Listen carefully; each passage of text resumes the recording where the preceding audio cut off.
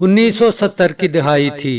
इसने कराची में मौजूद अमरीकी लाइब्रेरी में कदम रखा और पढ़ना शुरू कर दिया। वो प्यासा था और इल्म पीता चला गया। कुछ ही सालों में इंजीनियरिंग में टॉप किया और अमेरिका चला आया। काम काम और बस काम। वो अपने खानदान में वाहिद ग्रेजुएट था, अकेला और खुश नसीब, जिसे मुल्क से बाहर काम मिला, और वाहिद कफील। काम के दौरान इसकी एक वाइट अमरीकी मार्गरेट से शादी हुई। तरक्की पर तरक्की, अपना घर, अपनी गाड़ी, बैंक बैलेंस, वो मंजिलों पर मंजिलें तय करता चला गया। फिर वो शादी खत्म हो गई। काफी सालों बाद वो पाकिस्तान आया और दूसरी शादी कर ली और बीवी को साथ ले गया। वक्त गुजरता गया, बच्चे हो गए। फिर दोबारा कुछ अरसा बाद अपनी बीवी के साथ पाकिस्तान लौटा। सन 88 का जमाना था। सब लोग बहुत खुश हुए, मगर एक जरूरी काम से कंपनी ने वापस बुला लिया। बीवी को पाकिस्तान छोड़कर एक हफ्ते के बाद वापस आने का कहकर वो अमेरिका रवाना हो गया। 26 घंटों के तवील सफर के बाद इसने रात की तारीकी में न्यूयॉर्क में मौजूद अपने घर का दरवाजा खोला और बिस्तर पर आकर औंधे मुंह लेट गया। सुबह काम पर पहुंचना था। इसने बामुश्किल तमाम 6 बजे का अलार्म लगाया। सुबह इसकी आंख 11 बजे खुली। वो काफी देर तक हैरान परेशान घड़ी को देखता रहा। इसने छलांग मारकर बिस्तर से उठने की कोशिश की, मगर ये क्या, वो तो अपने आप को 1 इंच भी हिला नहीं पाया। इसने घबराहट में चीखना चाहा, मगर कोई आवाज ना निकल सकी। रात के किसी पहर जब वो ख्वाबों में दुनिया फतह कर रहा था, तो कुदरत को कुछ और ही मंजूर था। उसे फालज का अटैक हुआ और सुबह तक इसका जिस्म, इसका चेहरा और तमाम अज़लात किसी भी किस्म की हरकत से माजूर हो चुके थे। इसका दिमाग कुछ कुछ काम कर रहा था, मगर इसे बड़ी मुश्किल पेश आ रही थी। ये सोचते हुए कि वो कौन है, इसका नाम क्या है, बीवी बच्चे माँ बाप कौन हैं, ये सब वो भूलता जा रहा था। याददाश्त का खोना बिल्कुल ऐसे ही है जैसे कोई किस्तों में खुदकुशी करे। हल्के हल्के, रफ्ता रफ्ता, मधम मधम, जिनके होने को हम जिंदगी कहते हैं, दिमाग से रुखसत होते चले जाते हैं। दिल में रहते हैं, मगर दिल तो एहसासात का मजमुआ है।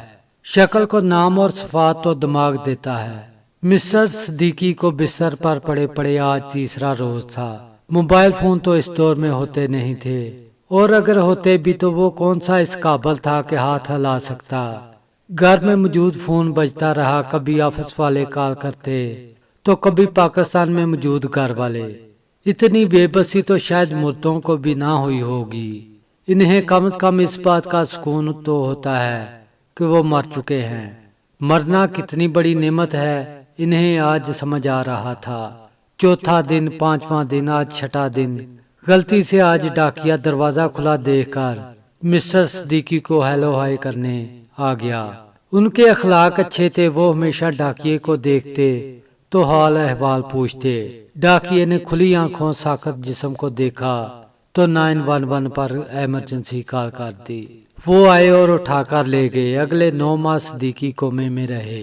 वहां से होश आया तो कंटिकी के एक हाई पास रिहैबिलिटेशन सेंटर में मुंतकल कर दिया गया। यहाँ ऐसे लोगों को रखा जाता है जिनका वाहिद इलाज खुद मौत होती है। दिन, हफ्ते, महीने और साल गुजरते चले गए। बीवी ने समझा किसी और के साथ घर बसा लिया और इसे भूल गए हैं। इसने भी कहीं और शादी कर ली। बहन भाइयों और रिश्तेदारों ने समझा कि पैसे की हवस ने तमाम रिश्ते नाते तोड़ने पर मजबूर कर दिया। बाप ने समझा कि बेटा अमरीकी जिंदगी में मसरूफ हो गया है, घर वालों की खैरियत लेने का वक्त नहीं है। वो नाराज हो गया और इसी नाराजगी में कुछ सालों बाद बाप का इंतकाल हो गया।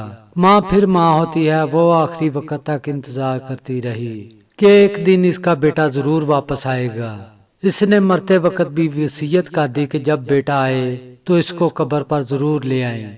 आज इस वाकया को 33 साल और 4 माह होने को आए हैं। मिस्टर सिद्दीकी कोई इनका पूरा नाम नहीं जानता। आज भी बोलने की सकत नहीं रखते, मगर थोड़ा खा पी सकते हैं। पिछले चंद माह से इस सेंटर में एक पाकिस्तानी आ रहा है जिसका नाम रहमान है। शायद इन्हें देखता तो इसे शक गुजरता कि ये पाकिस्तानी है, मगर एक क्लीन शेव बूढ़े को देखकर अंदाजा लगाना मुश्किल था। बोल तो वो सकते नहीं। आज मिस्टर रहमान को एक तरकीब सूझी। वो घर से पाकिस्तानी चिकन बिरयानी ले गए और मिस्टर सिद्दीकी के सामने रख दी। मिस्टर सिद्दीकी के पूरे जिस्म में सिर्फ आंखें बोलती थी। आज तो वो जैसे उबल पड़ी। नरस चमचे से बिरयानी आहिस्ता आहिस्ता मुंह में डालती जाती, मगर इतने आंसू इसमें मिल जाते कि अंदाजा करना मुश्किल हो जाता कि चम्मच में चावल की मकदार ज्यादा है या आंसुओं की। ये आंसू इस बात का सबूत थे कि ये बंदा या तो पाकिस्तानी है या इंडियन। रहमान साहब ने मरीज को गले लगा लिया और दोनों न जाने कितनी देर तक रोते रहे। अगले 6 माह में रहमान ने सब पता लगा लिया ये शख्स कौन है, मगर अब 30 सालों में फैमिली की तलाश एक बड़ा मसला था। इसने इनकी तस्वीर खींचकर फेसबुक पर लगा दी। 2 ही हफ्तों में इनका मिस्टर सिद्दीकी की गुज़श्ता बीवी और बहन से राब्ता हो गया। इस हफ्ते मिस्टर सिद्दीकी अपनी बहन से अमेरिका के एक अस्पताल में मिले। ना कुछ बोल सके और ना हाथ हिला सके। हाँ, मगर आंसू तो कम बख्त हैं, फालज में भी निकल आते हैं। आज रात रहमान साहब सोच रहे थे कि आदमी गुरूर तकब्बर किस बात का करे। चलते हुए निजाम में से कुदरत ने एक आदमी को बिना मौत के 30 साल के लिए निकाल कर रख दिया। वो जो समझता था अगर वो काम ना करे तो खाएगा कहाँ से, इसे भी बिठाकर बल्कि लटाकर 30 साल तक खिलाते रहे।